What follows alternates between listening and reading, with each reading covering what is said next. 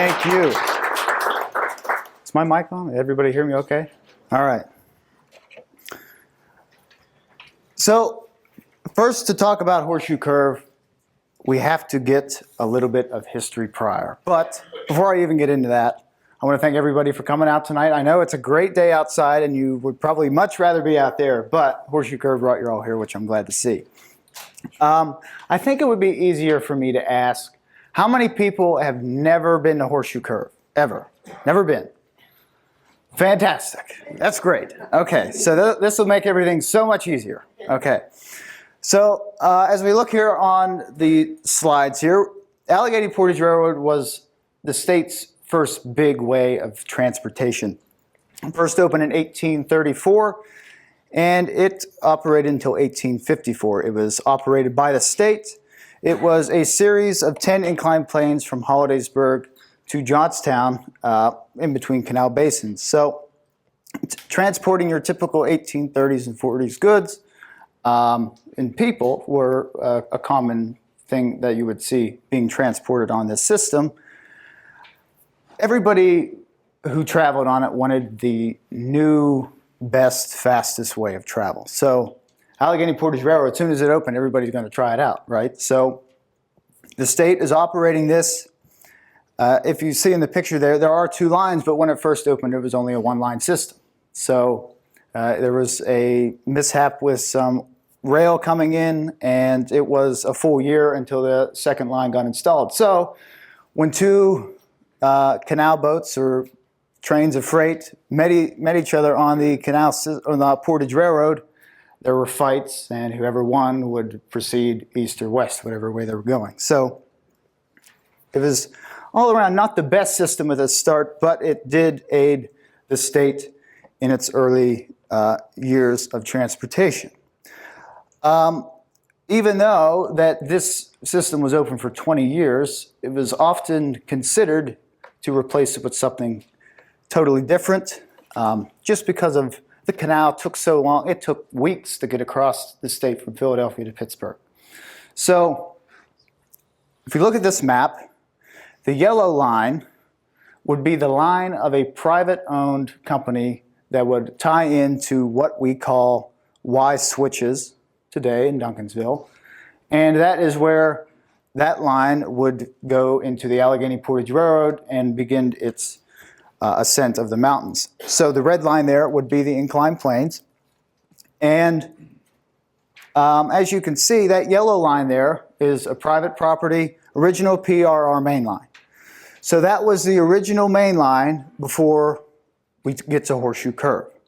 So they were using the Portage Railroad, and people knew that that wasn't going to last forever. So late 1840s, the Pennsylvania Railroad decided to break away from using the Portage Railroad and start their own full mainline system that was completely on themselves. So basically, that sent the state into a panic because the PRR was the biggest money getter for the system since the canal wasn't too popular anymore. So they would in turn create Horseshoe Curve after the Horseshoe Curve opened, and that wasn't too much of a success. The Pennsylvania Railroad actually bought it from the state a few years after that opened in 1855. So while all this is happening, the two men in charge of designing the Horseshoe Curve, J. Edgar Thompson and Herman Haupt. So J. Edgar Thompson's more talked about than Herman, but they worked on this project together. J. Edgar Thompson was president of the Pennsylvania Railroad from 1852 to 1874. When he passed away, he was a construction engineer, and he is often credited with transferring the power for steam locomotives from wood to coal. So he really created a huge coal economy with switching over to coal rather than wood, and other railroads followed suit. Herman Haupt, he was a civil engineer as well, and he went on to be a general in the Civil War. So when it came to designing Horseshoe Curve, they had the mountains to get over. So this is a map of Horseshoe Curve, and people ask, well, why didn't they just build a bridge from this side of the mountain all the way across to this side of the mountain? It doesn't make any sense. So if they would do that, It would be too steep of a grade, for one thing, for the steam engines of the time to conquer. Well, they could have continued off their main line below, which is the line that runs through El Dorado and Cannon Station today. That was the original Pennsylvania Railroad main line. They could have branched off of that and went up straight up the Sugar Run Ridge. Still, too steep of a grade. They could have avoided the Sugar Run Ridge altogether and continued up the Glen White Hollow towards Glitzen. But still, that would create more lengthy tunnels being built, and again, the grade was a problem. So, when the curve was designed, it was designed in a way that was never thought of before. Rather than taking the railroad over the mountains or just straight up over the mountains, it went around and across them in the sense that the horseshoe curve does. So it was deemed the name Horseshoe Bend in its early years before we get to the official title of the horseshoe curve. So construction started in 1851 and lasted until 1854. This is an early depiction of what the work may have looked like back then. It's basically wilderness. You can see on the left side of the photo that there are cuts being made in the mountain and a railroad is starting to take place. That center mountain there is called Kittanning Point, named after the Kittanning Indian Trail that passed through the area just a century before. It was the main trade route for the Indians and later European settlers who came to this area. And the name stuck when referring to this area, so Kittanning Point is often something that is associated with Horseshoe Curve, which we'll see throughout the presentation. But constructing the curve was no easy task. So a lot of the employees working to construct the curve were employed under the Clark McAvoy firm. So there were leased out sections of this railroad to different companies, to whoever got the highest bid. They would go out, construct their part of the railroad. And at Horseshoe Curve, it was the Clark McAvoy section. There is not much information on the construction of the curve itself, but this is one of my favorite newspaper articles referring to construction on the railroad. This is from the Mountain Sentinel out of Ebensburg on May 5th, 1853. This is referring to building the railroad near Glitzen Tunnel. This is on this section, there are 3 heavy fields and the same number of heavy thorough cuts. Our observation is principally confined to the deep cut near the tunnel, which is 1,500 feet long and over 80 feet in depth, out of which, when it is completed, there will have been taken over 90,000 cubic yards of clay and rock, principally of the latter. And that is just one cut on this whole railroad system. Take it all in, as this is the most extensive cut and much largest section on the western division of the road. I really like how this newspaper article ends. It says that a railroad could be made through such a mountain as is here. Seems impossible. And yet reality teaches us that inside of 4 months the work will be ended, and but in short time the afterward scream of the iron horse will be reverberating through the bowels of the earth. That's really something, isn't it?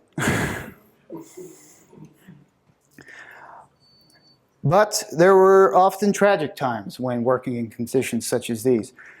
This is from the Times-Picayune out of New Orleans, Louisiana, talking about an incident that happened at Horseshoe Curve. So this reads, a shocking tragedy, father and son murdered. Another shocking murder was perpetrated at Kittanning Point. I did research in that. It's just very poorly worded because it's referring to a murder that happened elsewhere in the county in the prior article in the original publication. But at Kittanning Point in Blair County, Pennsylvania, on the night of the 20th, a shoemaker named John Robinson, having lost his wife, made preparations to leave for New York on Monday. But Sunday night, himself and little son, aged 3 years, were cruelly murdered while asleep in bed. A man named William Tracy had purchased his shanty and was sleeping upstairs. The coroner's inquest found that the axe that had struck the blow afterwards were used to batter the doors and windows. Altogether, Tracy's evidence was so vague and contradictory that he was arrested and committed. Appearances are very much against him. Robinson was known to have $400, which $400 in the middle of the Allegheny Mountains in 1852 was a great sum of money, believe me. And to wrest his paltry sum from him, himself and poor little innocent son were ushered into eternity. So this is just a tragic story that we don't think about when visiting Horseshoe Curve. This is something that not too much talked about. But at the time, it was very well publicized. As I mentioned before, this newspaper article, this was front page news in Louisiana. And it was also in Virginia, New York, and just about every state on the East Coast. Really something. But this is a rare photograph of construction of the Horseshoe Curve. This I got out of a book. It is said to be on file here at the Railroaders Museum. I can tell you just where this picture is taken. So referring to the poster I have here up front, this guy is taking about where the visitor center viewing area is today, looking towards the left side of the mountain. If you're sitting over there, if you're looking towards Altoona, it would be on your left. So this is the only picture, actual photograph that I know of the curve being completed.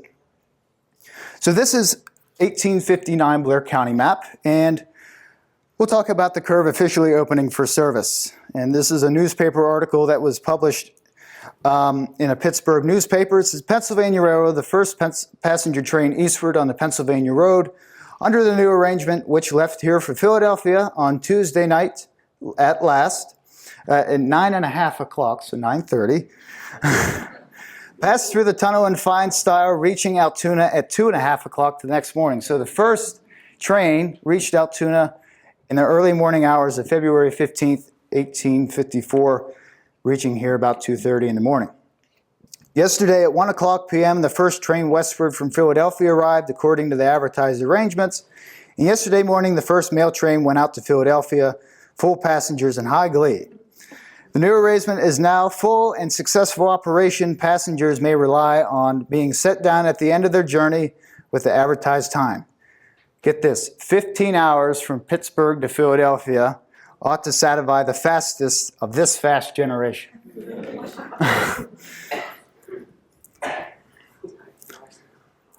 Now you can drive in 5 hours. So 1860s, we start to see some of the earliest photographs of the curve, and this is taken right at the cut in the mountain that is of Katanning Point, of a train heading towards Altoona. And there's a ton of people on the steam engine itself. And looking at this picture as well, this is a train heading towards Glitzen. On the ridge behind the train, notice all of the pine and hemlock trees. If you go to the Horseshoe Curve today, you won't see that because of the several logging operations that took place over the course of time here at the Horseshoe Curve. Also, just look how close the rail is to the rock facade there of Katanning Point. There, you couldn't get a piece of paper there in between, I'm sure. Also, today's visitor area kind of looks like a disaster area there. They got stuff scattered all over the place. Looking at Katanning Point, this is an 1860s view. There's a man standing on stacks of railroad ties over there, and this was in preparation to install the spur lines that would go off of Horseshoe Curve. Referring to the map, there was a line that went on this side of Katanning Point and back this side of Katanning Point for Glen White and Baker's mines, which we'll talk about in a little bit. But there are no buildings or any structures along the railroad yet. So this is indeed an early picture. So a majority of the pictures I used in this presentation for the 1860s and 1880s, and some for the 1900s, were ones of stereograph views. So cards were put out like this, two identical side-by-side pictures of any given location, Horseshoe Curve, which if we look here on the slide, this one here on the bottom would be the one I have here, and you can pass that around as you give people a look at it. So when looking at through the viewer, this would give the 3D illusion of any picture. So it was basically the cheapest vacation you could get. So if you wanted to go anywhere, you could look through that. It's almost like I'm there. So it was a good form of entertainment back then, and several were put out. Several photographers often visited Horseshoe Curve, and we're fortunate enough to include those in this presentation. So again, here is a train heading towards Glitzen, or heading from Glitzen rather, heading towards Altoona. And if you've been to Horseshoe Curve lately, the inside, the banks there below the railroad aren't that bare anymore. We see the first buildings constructed at Horseshoe Curve. This is the original Katanning Point Station and a watchman house that was right along the railroad. So these buildings would have sat right here about where my laser pointer is, and the photographer is looking towards this mountain. So just in the aspect of this picture, there's a few people sitting outside the station there, and even the ladder just to go up and change the signal outside the station is really something too. We see that again, the ladder up against the signal to manually switch it, and just the rocks alongside the railroad. This photograph is taken from the top of Katanning Point looking down where the reservoirs would be today. No reservoirs were built yet. So the streams that came from the Baker's Hollow and Glen White Hollow, which I do have on that map there, they just wildly collected down below and they flowed downstream into the neighborhoods towards Altoona. And there was just lots of vegetation down there. There was nothing built at this time to contain the water, and it was just very hectic. Here's a man prospecting the Horseshoe Curve. He's, I would assume, in amazement, like, wow, they really did it. This is one of my favorite pictures. I have several pictures that are my favorite of Horseshoe Curve, but this is one of my favorites. It is a man sitting in today's road tunnel looking towards Altoona. He's sitting on a rock or a stump there. You can see a silhouette in the snow-covered valley in front of him. So the railroad is above him and on the opposite ridge to his right. And the use of the tunnel today is switched since this picture has been taken. So when the curve first opened and when this picture was taken, if you're coming from Altoona at Horseshoe Curve, the stream was on the right and the road was on the left. Now you go there today, the road is on the right and the stream is on the left. We know that, referring back to the 1859 map, if you zoom, if I can zoom in enough here for you, the dark line is the stream and the not filled line, I guess you could say, is the road. So you can see the road on the left, the stream is on the right.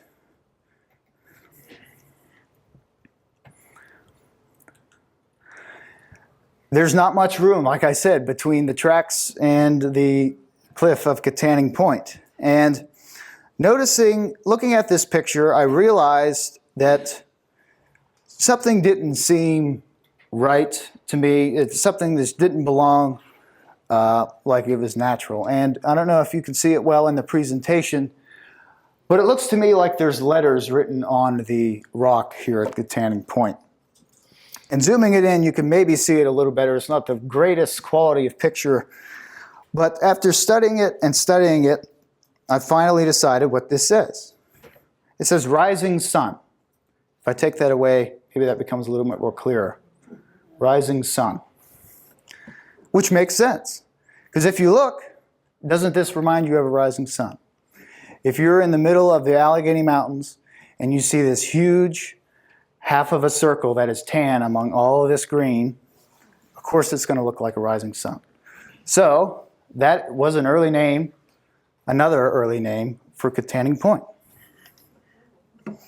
I have no record of anything referring it directly to that, but just that little detail in that picture brings that story out.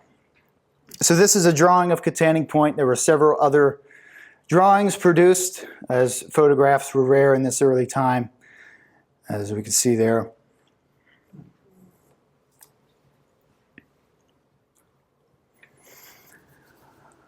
Later in the 1860s, early 1870s, Katanning Point Station gets an upgrade and it gets itself a railroad tower. So that is KN Tower for Katanning Point. And no more ladder to change the signals. Someone is there in the tower to let the trains know what track they should be on. And This picture, I think, is an optical illusion because it looks like these trains are on the same track in front of each other. But this is a great picture to show just how close buildings were during this time of the railroad to the tracks. So now we'll talk a little bit about the observation area up top. 1879 was a large overhaul of the curve, beautification projects. There were several beautification projects of the curve, but 1879 being the most extensive. So looking here, the first watchman shanty is installed with gardenscapes, and we see that in this photo as well. If you look there in the bottom right of that photograph, a large stone outlined sun pattern with the rose garden in the center.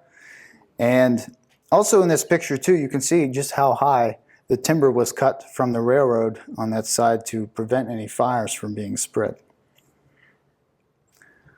One of the first things on display at Horseshoe Curve, it wasn't the K4, it wasn't the GP9 that's there now, it was a canoe-sized canal boat, which is behind the photographer who is taking a picture there. It was installed there in the 1880s to reminisce of what the Horseshoe Curve replaced. It was only there a short period of time, and this is the only picture that I know of that exists of it.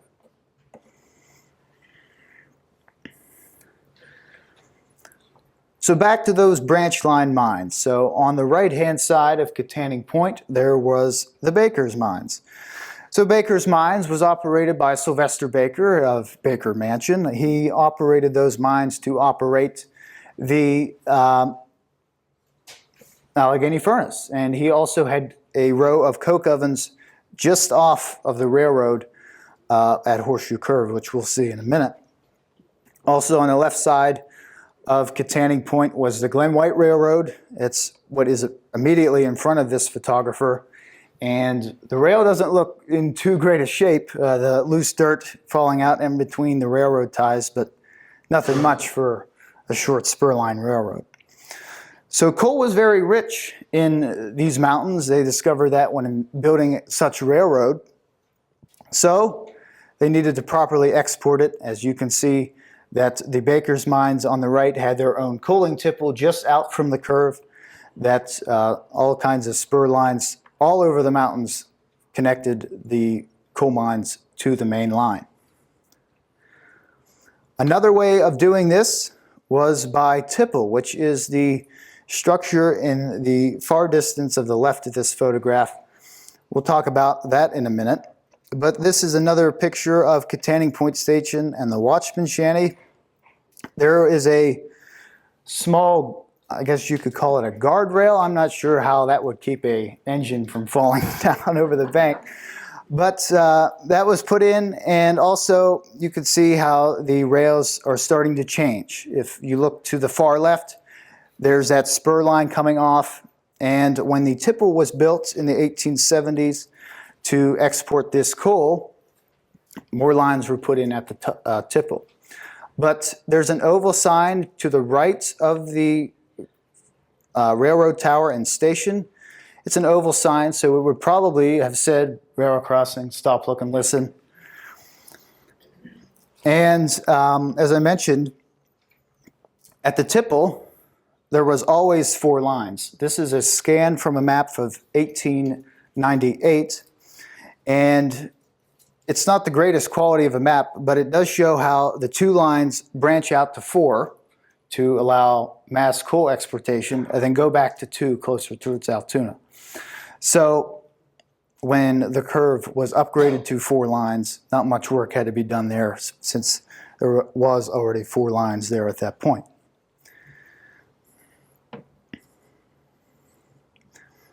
This gives you a better idea of that, taken from the tipple looking towards Katanning Point Station and how all the switches interconnect there to export the coal.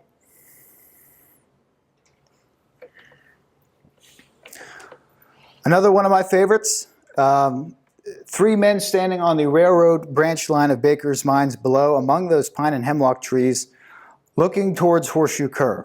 That dark spot in the distance about the upper left to middle, that is the road and stream tunnel. And the faint line in front of them, that is the curve. This is one of my favorite scenes because I was lucky enough to stand in this spot several times. It just amazes me how much that has changed in not really that long of a time. 1887, we see the first reservoir built at Horseshoe Curve, and that is Katanning Point Reservoir. This is the dam as it was first completed. It was installed to supply the growing city of Altoona with a new water source. The streams of Glen White and Bakers helped aid this with water. 1892, the next few photographs in the slides here are from renowned railroad photographer William Rao, who was a Pennsylvania Railroad photographer. He took several pictures during that year. This picture here, we see an upgraded Katanning Point station built entirely out of stone. The center there would replace the railroad tower. So the top port of the station is KN Tower, and the bottom would be the station. Of course, you see the coaling station to the left and the full reservoir below. Out in the distance on the opposing ridge where the railroad is, there is a small little dot. That dot is IA Tower, another railroad tower that was built in approximately the same time that Katanning Point Station was.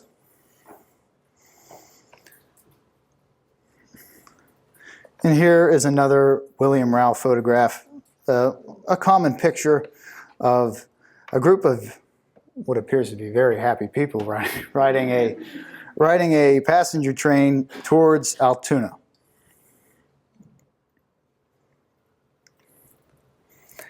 1897, the second reservoir at Horseshoe Curve is installed.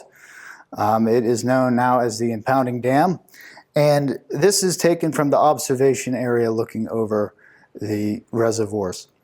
So to the very far left of this photograph on the upper side, just the roof of the coaling station is visible, and the road, no guardrail on the road, but they had a guardrail on the railroad, which I don't know what that, maybe they put it in the wrong place. And the first idea of a channel system to the left of the first reservoir there. You can still see it ran wild and collected wildly down there. That's definitely changed as we know from today, how the water would just collect there, then flow into the reservoir. This is 1897 as the second reservoir is completed.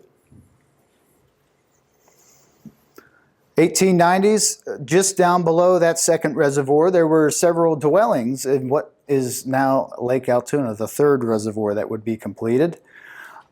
This is the homestead of George and Mary Miller. There they are there. They lived there a long time. George was in the Civil War, and he actually died at a young age, so it was up to the kids of the family and even Mary to do work for the family, and a lot of the daughters and even Mary herself worked for the Pennsylvania Railroad in their switch towers. They later moved to El Dorado after the first reservoir was constructed where their homes were, and they were involved in the Pennsylvania Railroad for a very long time.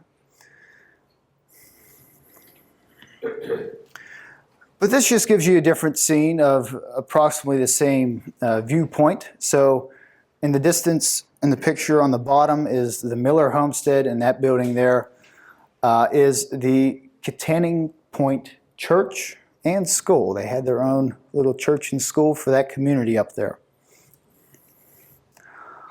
Also, you can see how the roadway has changed since the reservoir is now in this picture's place. Instead of wrapping around the reservoir in that little almost pinpoint turn, it went down off of the ridge, met a T intersection from a road that came out of Scotch Gap, which is opposite to the railroad, met the road there and continued towards Horseshoe Curve and came back up with today's road level the approximately where the water treatment plant entrance is today. Looking at the 1873 Logan Township map that shows the road coming from Scotch Gap, G.W. Miller, his house there, and the school marked there just down from his house on Tanning Point Road. Another picture of the second reservoir at full capacity. I'm sure the older people in the room remember that cone roofed building on the second reservoir. It's no longer there today, but seems like a lot of stone projects were being done at the time with the update of the station, the installment of that valve house on the reservoir, and as we see in this, the channel system was also stone originally as well. Something else to point out in this picture, there are several houses and little farms in between the road and the railroad today. So these would have started from where the road came back up even, where the water treatment plant would be, clear to Horseshoe Curve, at least half a dozen or 8 houses between the road and the railroad. And today there's none. So that is something that many people don't know.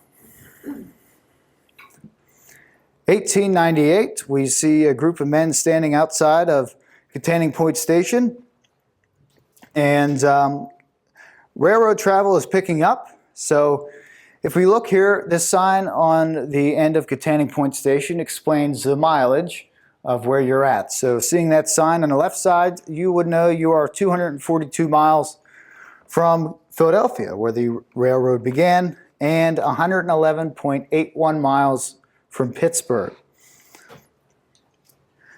Since railroad travel was becoming more popular, a third rail was installed by the end of 1898, and they did that by installing a rail on the outside. So that required more rock to be cut away from the bank, as we see here in this picture that is taken near IA Tower, and how that was incorporated into the mainline system. 1900, taken at the same spot, looking down on the railroad. I'm guessing one was published first, and somebody thought, you know what, that's a good idea. I'm going to go up there and get my own picture.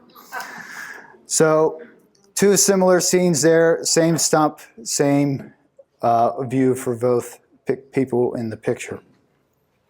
And notice there are 4 lines on the main line now, another line being installed in 1900. So that brings us to our first film. So this is the earliest film that I know of Horseshoe Curve. This is from the front of a train now approaching the Glen White Spur. There's a few men sitting along the railroad there.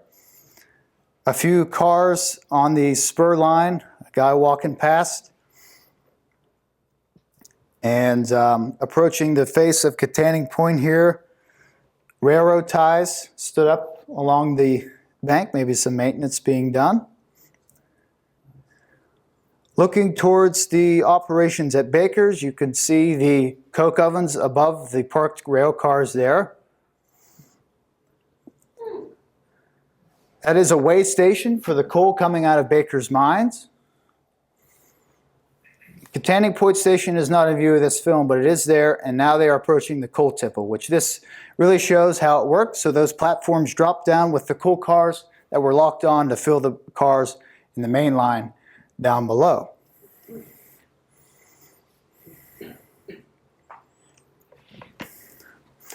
So, remember how it didn't take long that another idea was being thought of to replace the Portage Railroad? Well, that didn't take long for Horseshoe Curve.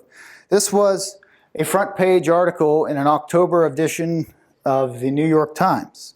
To abandon Horseshoe Curve, Pennsylvania Railroad Company may build a 7-mile long tunnel. So their idea was to build a tunnel from Tanning Point and a straight shot to Crescent. And this article also explains that the distance between Tanning Point, where the curve is located, and Crescent over the present line is about 10 miles. The tunnel will save at least 3 minutes. To say nothing of the steep grades and sharp curves to be eliminated. So, at the time, if it would have been completed, it would have been the second longest tunnel in the world. So I'm considering the time and the money and the possibility of a train jackknifing in the middle of this 7-mile-long tunnel. You can think that's probably not a good idea. So that, of course, did not happen. So if that would have happened, this is something what it would have looked like. Came out at Crescent, completely going underneath Glitzen altogether. So a lot different of what today's railroad would be. 1900s, this is a good representation of the different spur lines that were around the curve. So to get the coal to the coal tipple, they of course had to put a railroad higher than the curve to get it even with the coal tipple. So there was way by switchback, it would get higher than that, proceed out the main line to the tipple. That building there on the left is the baker's weigh station that would weigh the coal going out, and a few men there near Katanning Point Station. So the tipple there in the background was put out of commission in 1906. It was used as a signal tower, but it was torn down in 1908 after partially being destroyed by fire. And a lot of the coal exportation was then shifted to truck and a lot of local exportation rather than the national exportation, I guess you could say. So the 1910s, Lake Altoona is being built in the backyards of George and Mary Miller's house. So they're making their move further down into El Dorado, as this is a scene on the left side of this first reservoir here, looking towards the curve. If I get out my laser here, so this would be the new roadway that is being installed higher on the bank. And above that, that is the PRR main line.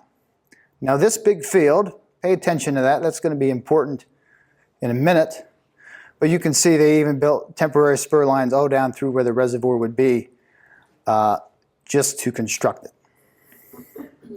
Another reservoir that was built that is not in use today is the Scotch Run, reservoir that diverted the water coming from Glen White and Baker's through a 1,200-foot long tunnel that goes through the mountain to Scotch Run Reservoir that would have settled, and when that reservoir was full, it would then flow into the Lake Altoona Reservoir. So if you're going to Horseshoe Curve and you're just approaching the second reservoir, on your right there is a huge cement thing that says 1908. That is the start of that tunnel, and where it would go through the mountain to where the first reservoir would be is where it comes out, and where this picture is taken of the what is known as the C.W. Knight Tunnel. C.W. Knight was the engineer for most of these reservoir projects. 1910s, we see some postcards being produced.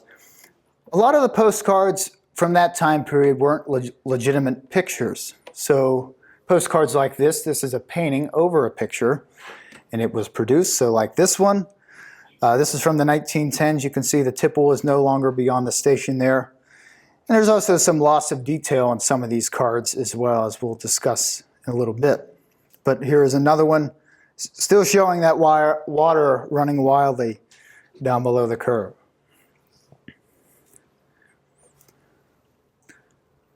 So this is a really unique picture. So that field I pointed out to you during the construction of the reservoir now has a large 57 in the middle of it. And since railroad travel was at its peak, they, of course, had to have some advertisements. So anybody take a guess at what 57 could be advertised? Heinz, right? So not everybody might knew that. So General Ferdinand Foch of World War I and an American soldier were riding along the curve. Early in their article, they refer to the curve as a dog chasing its tail, which is a great idea. They can just see it, but they can't get to it.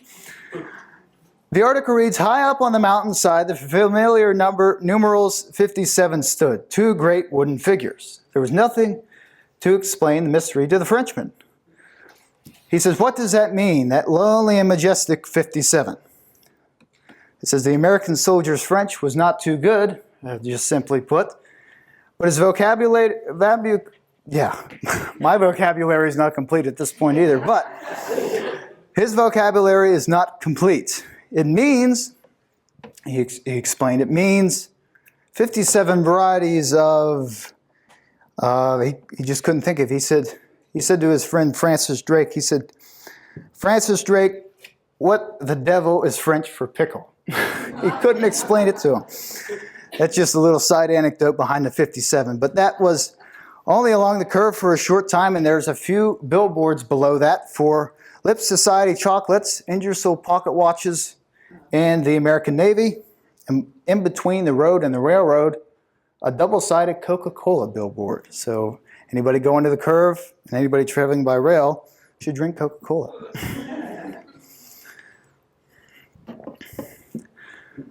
So this is an aerial view from the 1930s, but I'm going to use it to explain a concept from the 1910s. So between the road and the railroad, one of those houses that are right there, that is the watchman house for the reservoirs. The last family to occupy this was the Edmonston family, and the house was removed in the late 60s when the man retired. So there is a faint line just out from his house that goes down through in between the second and third reservoir, underneath the road, underneath the railroad, and connects to two water tanks on the bank. So when climbing the Horseshoe Curve, they often stocked up with coal and water, so they had to have some water tanks there. So where was the water source for this, you might think? Obviously, well, there's two reservoirs right there. They must get it from there. No. They made... Well, not exactly. They did use some water from in Q Pond. They did get some water from there. But according to the 1913 city water map, they piped the water from 7 miles away. So instead of building a 7-mile-long tunnel, they built a 7-mile-long water pipe. So if you're traveling along old Route 22 today, there's a reservoir in the middle of the highway splits. That reservoir was solely constructed to fill the water tanks at Horseshoe Curve. So this line, it goes down here underneath the Muleshoe line, down across, through here, down across the Sugar Run to another reservoir in between Sugar Run and Horseshoe Curve that is on this map called Katanning Point Reservoir. They had these little valve houses with similar cone-shaped roofs on them. They're still standing at their locations. There's one at the breast of the reservoir, one in the woods where this smaller reservoir would be, and there would have been something similar at the water tanks on the opposite side of the railroad that looked like this. And this is an early picture from the tipple, but this is where the water came out to fill the steam engines right there along this steam engine there. Now, it still amazes me how 7 miles of water and no pumps. It was all by gravity. The elevation of the spillway was higher, I guess you could say, higher than the water tanks. So all it took was a twist of a valve to fill those water tanks at Horseshoe Curve. There is still one water tank along the railroad there today, the larger one on the furthest to the left in that original picture. 1920s, aerial views are becoming popular with the introduction of airplanes. So this is a picture. Remember how I mentioned before, pictures create postcards, painting adaptations. There's the postcard. See, detail is lost. They obviously didn't want the wing of the airplane in the final postcard. So this was the postcard created from this picture. It's often practiced. 1925, this man is Lew Wolf. He was a well-known Blair County citizen of the Wolf family that was around here. He owned a car dealership, a Buick dealership more specifically, and that is his Buick. On the door it says Buick Around the World. Lou was one of 150 people instructed by Buick. They were going to do some advertising. They said, Lou, go drive your Buick wherever you think possible to get people to buy one. So he said, well, I know the roads at Horseshoe Curve ain't as good as the ones we have here in the city. So he took his Buick to Horseshoe Curve to show that any Buick can conquer the mountain lanes as well as they can the city roads. So this is his picture that was in a Buick advertisement as the Horseshoe Curve is wrapping around him. Takes us to another film. This is from 1928. Looking across, dressed in their Sunday best, right along the railroad.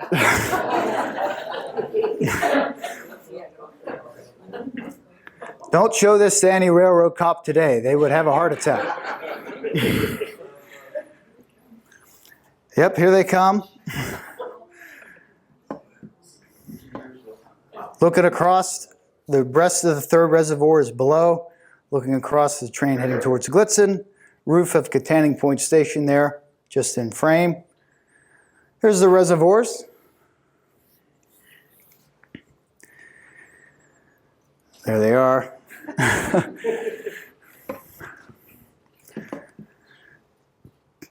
Here comes the train. You know what? Why don't we get closer? And you can see all the heads of the passengers peeking out at looking at the curve. And there's Katanning Point Station. Down the Alleghenies, from the observation we are now able to view at our most ease some of the most pronounced heights and precipices around the railroad has compelled the wind. So now this film will cut to the descent down the mountain from Glitzen towards Altoona.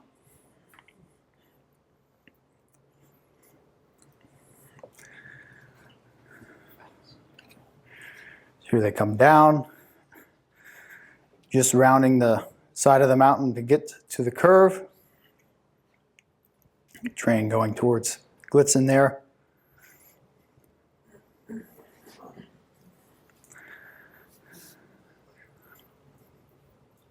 The reservoirs down below.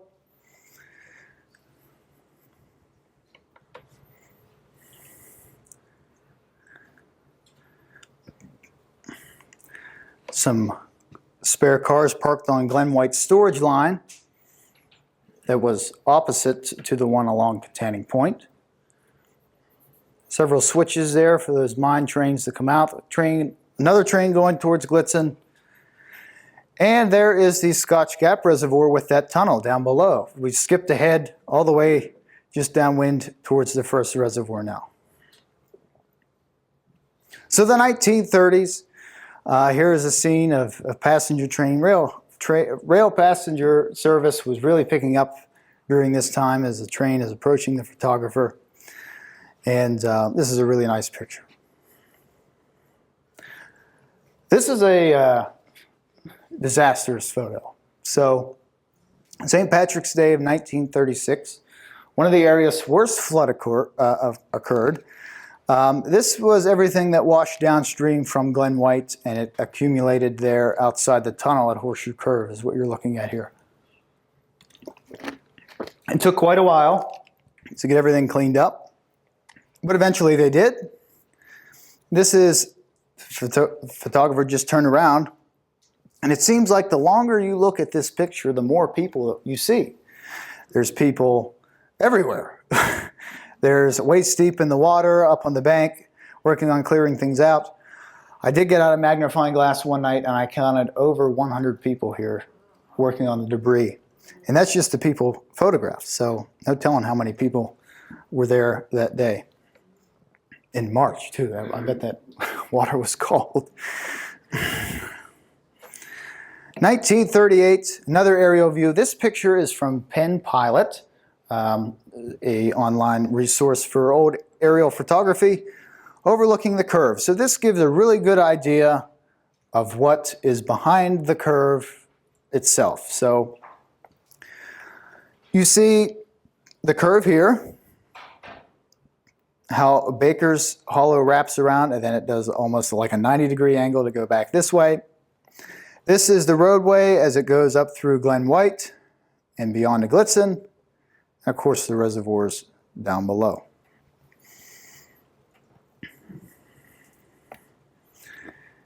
(1939). This is a passenger train passing Katanning Point Station.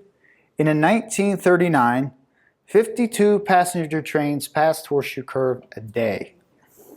A day. So, of course, passenger trains were at their heights during this time. Also, this is the last full year that Katanning Point Station was along the curve. It was removed in 1940 for some unknown reason. There was, you think, how much stuff was put in the newspaper back then? And not one lick of information is available on why Katanning Point Station disappeared. My guess would be lack of use. The coal mining towns would no longer be there, and not many people would be stopping at Horseshoe Curve.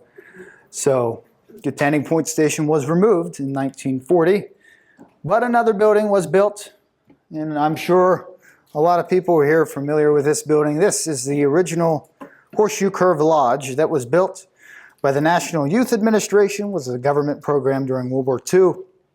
They constructed the Horseshoe Curve Lodge that, as stated in the photo caption, a large fireplace was inside and will be used for the tourists and others who visit the curve. 1942.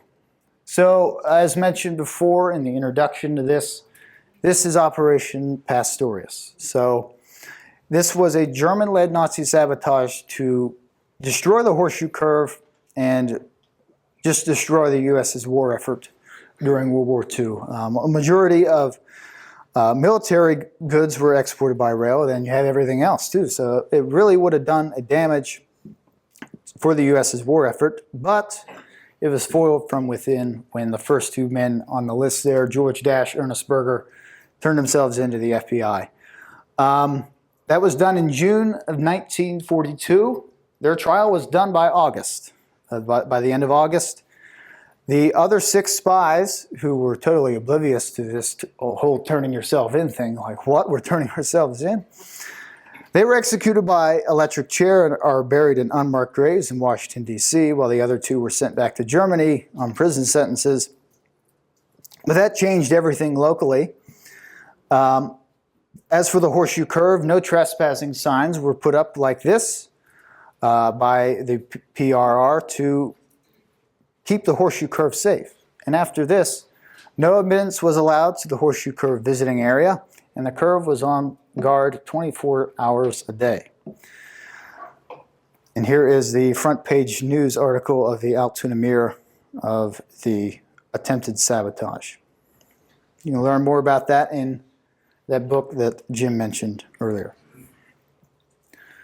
So 1946, this is one of the first pictures taken as visitors are welcome back to Horseshoe Curve. So Horseshoe Curve is now open for tourists. The war is over, and the Horseshoe Curve is starting to have some pictures taken of it again. Not at Horseshoe Curve, but still a significant rail tragedy in our area. This is the wreck, the Red Arrow, February 18th, 1947. This is just a few miles towards Glitzen from the curve. Interesting fact, my great-great-grandfather was on the wreck crew for the Red Arrow. It claimed the lives of 24 and injured approximately 200 people. It's still considered the largest rail tragedy in this area's history. 1952, this is a painting done by railroad artist Griff Teller. He did several paintings for the Pennsylvania Railroad calendars during the time, and there's one there, another scene that he painted. So, 1950s, a majority of people may remember the curve in this way. The old steps to get to the top, the old gift shop, guy lockered behind the counter, the old flagpole, and the occasional visit by Thompson's popcorn truck.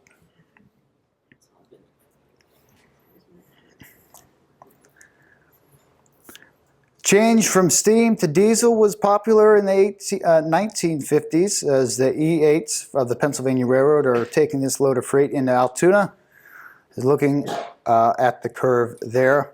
The horseshoe on the bank stands out, one that is made up of rock. Something else that's no longer there today. 1954, you know what that means. It's 100 years as the curve is in operation. And they had to celebrate it in a grand style. So these are pictures that were published in the Pennsylvania Railroad magazine of the preparation for probably the most well-known picture of Horseshoe Curve. So here we are teaming up with Sylvania, putting lights, flash pans all around the railroad, advertised as the birthday photograph of the curve. So this was taken October 26th or 22nd, 1954.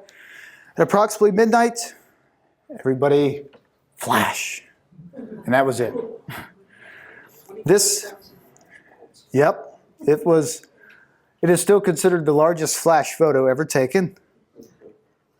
This is the photo that was taken, but you might be familiar with this one. This is the postcard that was made. So they did not use a color camera to take the picture. 1956 and 1957 was the short-lived GM's Aero train with what was made of parts of the 1957 Chevys for the engine. It was a short-lived passenger service. There's some pictures here of its use of the horseshoe curve.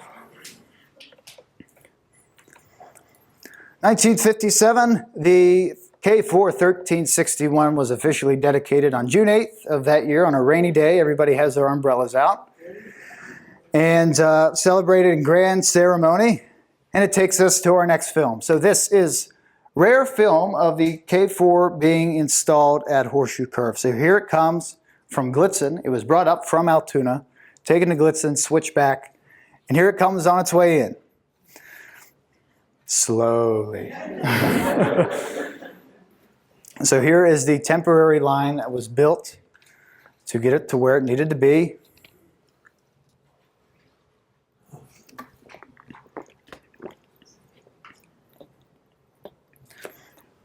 Everybody standing in front better look out.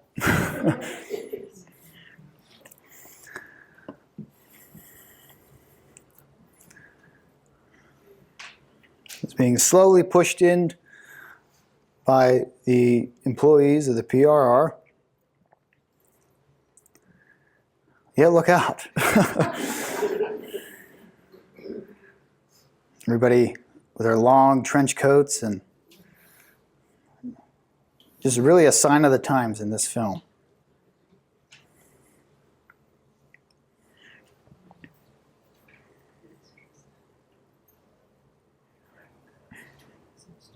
Just a little more.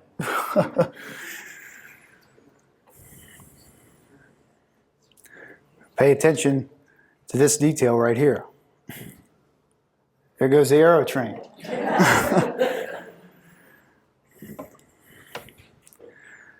So the K4 officially dedicated June 8th, 1957. Another dedication took place in 1963. The May West caboose arrived at the Horseshoe Curve for the visitors to take a tour in. Several newspaper articles established about this. This is the interior of the caboose and a few men that made it possible to get the caboose there. Also a few family pictures.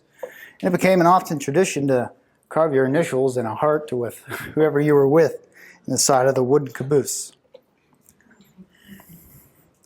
1966, different style of PRR engines here as they begin to round the curve. In 1966, the curve was officially designated a National Historic Landmark.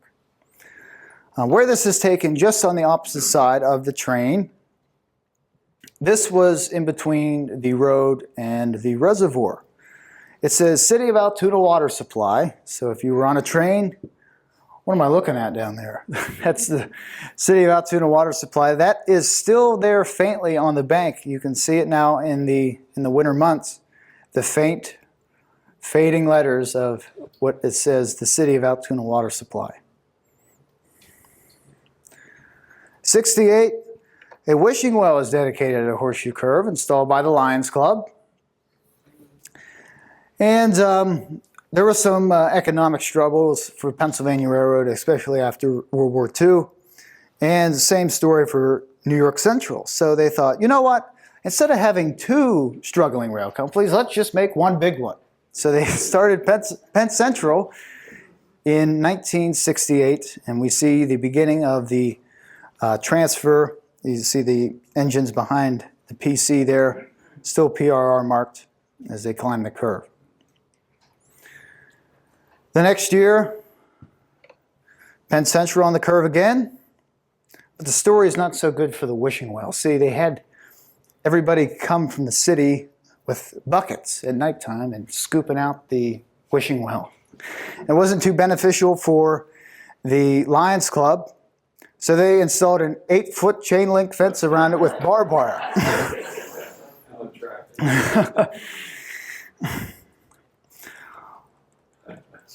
Also, 1969, this idea was thought up. So this idea is the Horseshoe Curve Resort. This was an article in the Altoona Mirror. So the plan was, there is a structure above the curve in this drawing here. The plan was a 150-room lodge, a 300-seat restaurant, 2 bars, 2 conference rooms, a lounge, a game room, outdoor activities including hiking, swimming, miniature golf, tennis, an outdoor theater, a stage, and camping accommodations over 2,200 acres was going to be built to form the Horseshoe Curve Resort. This was going to be the next big thing next to the Poconos. People were coming here. Just imagine how different this would be. You go to Horseshoe Curve, to the Horseshoe Curve Resort, to have a meal, and you're having a meal, and you look out to the window to your right, and there's a Horseshoe Curve. The reason this didn't happen is because Strasburg was awarded the Pennsylvania Railroad Museum, the State Museum.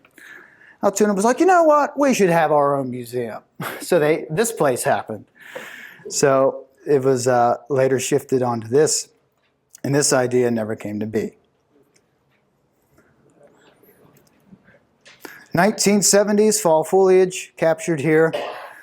The caboose there is now along the gift shop. It was originally on the right of the gift shop when it was first put there, now moved to the left.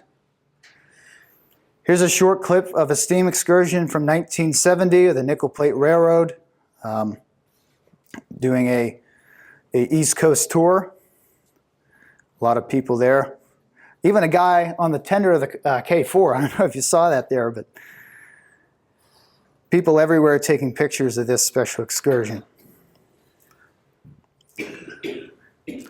1971, Amtrak took over passenger services, so here is pictured on the curve their Broadway and National Limited, as well as their Pennsylvanian.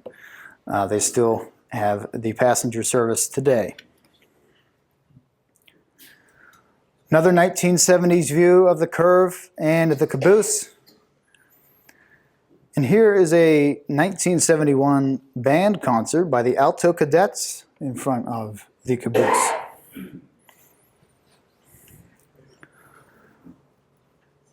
Check out this picture from 1974. Open car carriers.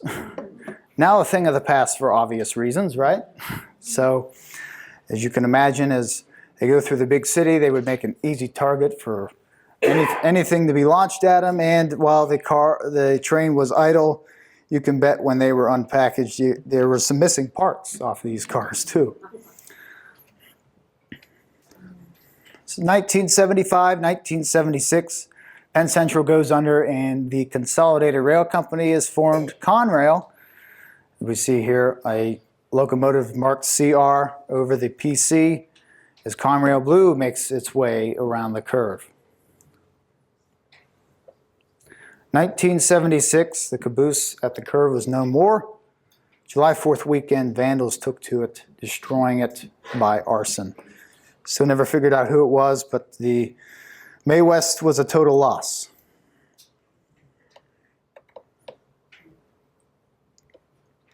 In 1976, also the Freedom Train took a trip around the curve. Not on the train, but got to ride that was President Jimmy Carter. Several presidents did get to ride around the curve. So Jimmy Carter, Andrew Johnson, Calvin Coolidge, James Garfield, Rutherford B. Hayes, Woodrow Wilson, Warren G. Harding, Benjamin Harrison, Harry Truman, FDR, Dwight Eisenhower, Herbert Hoover, Grover Cleveland, William McKinley, Teddy Roosevelt, and President Grant. Richard Nixon, who is standing here with a painting of Horseshoe Curve that was done by local artist Fred Council, and making a trip in 1912 to Altoona, William Howard Taft. I had to put a picture with him with a bathtub.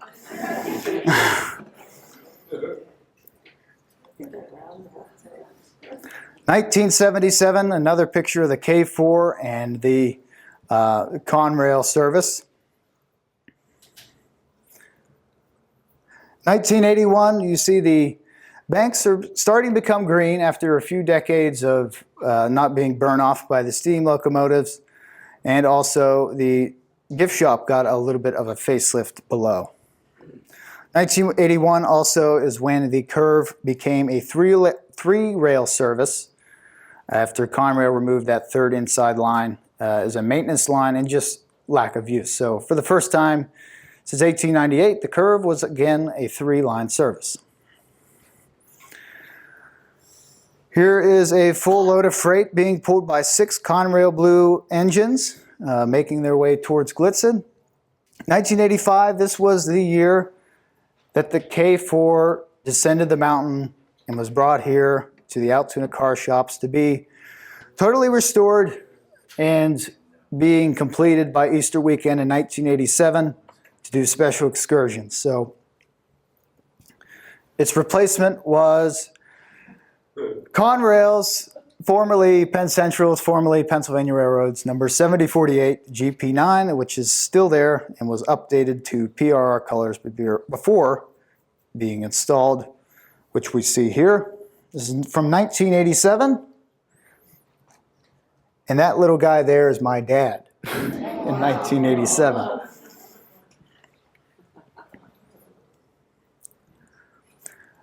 Early 1990s, this is the winter of 1990. This is the last the Horseshoe Curve would look like this.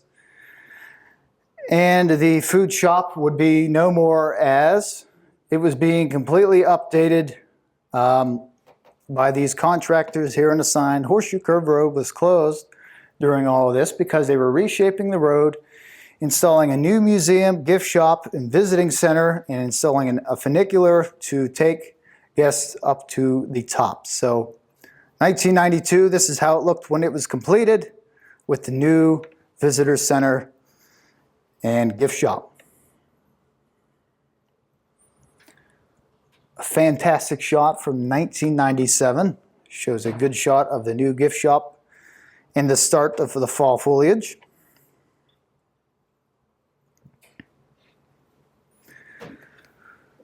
$1999, this is the last year that Conrail would operate the Horseshoe Curve as Norfolk Southern would begin its takeover. And it was the inaugural season for the namesake Altoona Curve baseball team at Blair County Ballpark. So by 2001, everything was officially Norfolk Southern. There's a Norfolk Southern freight heading down to Altoona. To celebrate the 150th anniversary of the Curve, they tried to do something spectacular like they did in 1954 with a 2004 light show. It was advertised, the Horseshoe Curve, 8th wonder of the modern world. This happened July 4th weekend. They had lights all over, light show, and again, rain at Horseshoe Curve for an event.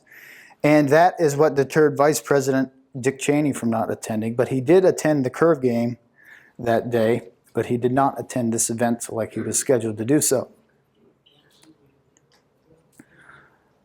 Norfolk Southern boxcar that was donated here and is outside. The 150th anniversary boxcar that was taken around Horseshoe Curve during the light show. And to celebrate the 150th anniversary, these guys here, Frank Givler, Dave Seidel, Pat McKinney, and Patrick McKinney, dedicated the new mile marker post for mile marker 242, which is at the curve, and that post is still there today. Now we head to the 2000s as the boxcar concession stand is along the tunnel there where the road once was in the Horseshoe Curves parking lot as Norfolk Southern makes a trip around. Here's some miscellaneous photos from the 2000s and 2010s. There's some Cat excavators, the Pennsylvanian, the new installment of a signal tower at Horseshoe Curve, the one there with one arm, and the one that was removed there is now also outside here, and the GP9. Of course, the use of the funicular. 2013, this is when I started getting out and exploring. So this is an aerial view. If you zoom in on the hollow behind Horseshoe Curve, Baker's Hollow, there's a little white dot there, which is a waterfall. I got my picture taken here when I was 5 years old on one of my first hunting trips. And I thank my dad and my grandfather for showing me Horseshoe Curve at an early age. I think it rubbed off on me. But I fortunately got to visit this spot several other times after this. But it was also on this day that my dad found a horseshoe that was hand forged in the woods that day. So that's a memory I'll always have. 2013, Nickel Plate Railroad, another steam excursion. It was very popular. 2017, Virtual Railfan installed a 24-hour camera at the curve. So wherever you're at, whatever time it is, wonder what's going on at Horseshoe Curve. You could now check that out on YouTube. 2018, here is a group of Norfolk Southern E8s as they're hauling their office executive train. This picture is courtesy of their Virtual Railfan cam. 2019, these accidents happened 3 weeks apart at the relatively same location. I wish I had some better things to say about this time, but this is really the only things monumental that happened at the curve in the last 20 years. And to think those were the only actual derailments that happened there, at least recently at the Horseshoe Curve. Right. So this picture my dad took in November of 2020. He was out on a hunting trip and he said, you know what, I saw 300 deer on my hunting trip. And I didn't get one. So this is a very cool picture of some John Deere tractors making their way around the curve. Also, we got an opportunity to take a view off of the top of Katanning Point. So this is overlooking all reservoirs above the Horseshoe Curve on the top. Here's some personal photos that I got to take of Horseshoe Curve and in the wintertime.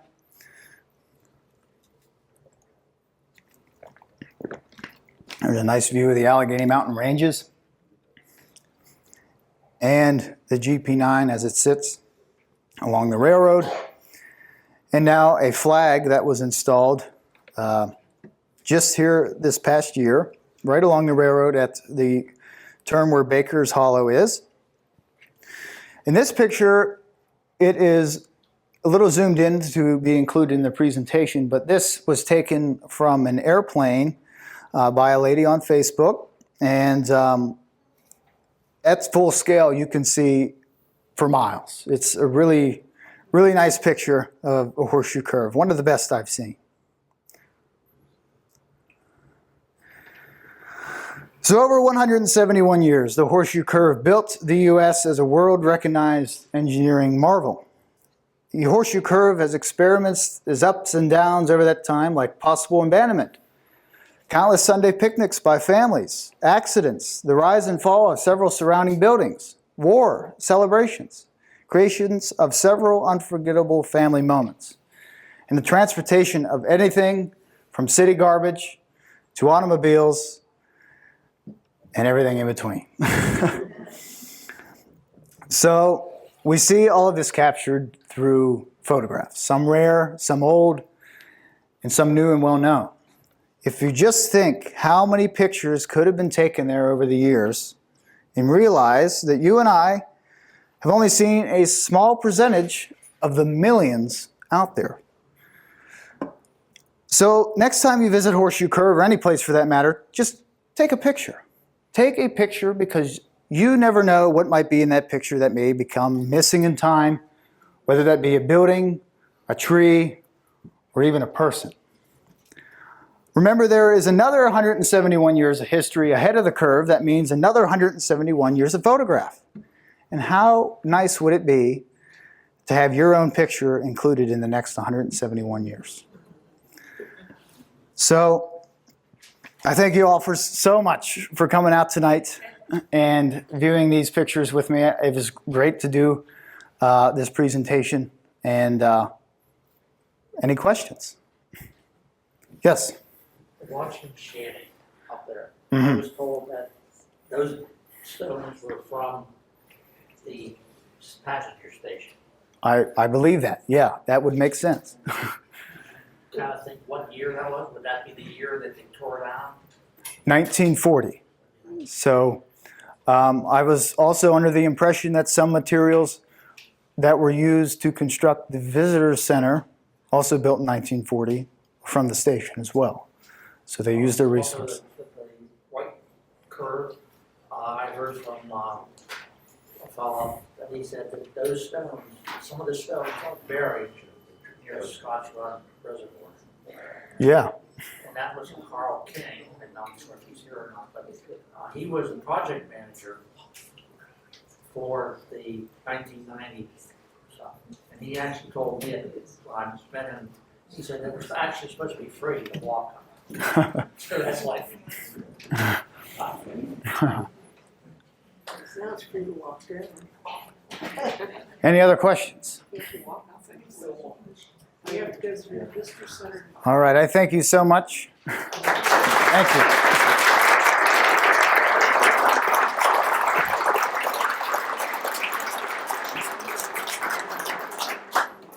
Now, I must note the Horseshoe Curve officially opens this weekend, so go make some memories out there.